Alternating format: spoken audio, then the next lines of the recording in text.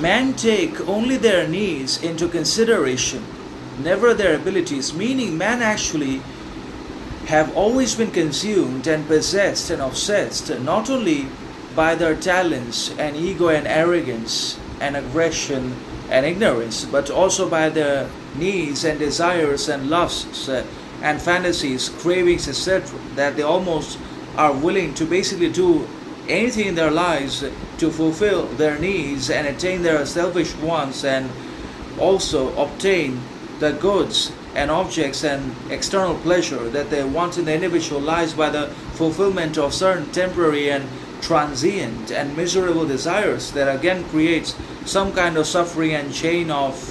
pain, conflict, torment, etc. in their lives. So it's not just about the fulfillment of needs and the satisfaction of desires, but obviously the discountation and the rejection and the refutation of all our abilities, talents, skills, knowledge, intelligence, wisdom, character, and all the faculties and virtues that we had to pay a heavy price for it, ultimately in the form of our personal setbacks and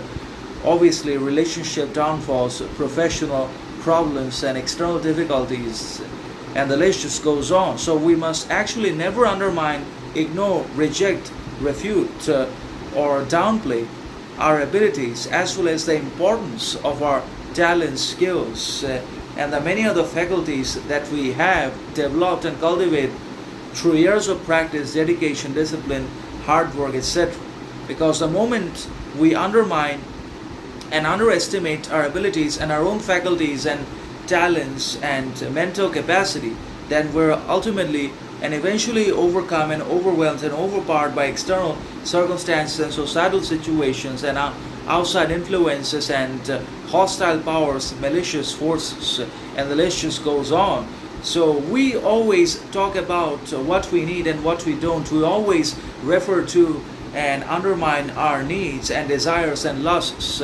that are completely psychical, psychological, mental in one way or another, and not because we really need it for our survival, but because we are overcome and overwhelmed by the desire and the lust for needs and to fulfill them and pursue them by any means necessary, by hook or by crook, even if it means the downfall of the others. So basically the means do not matter to us when we are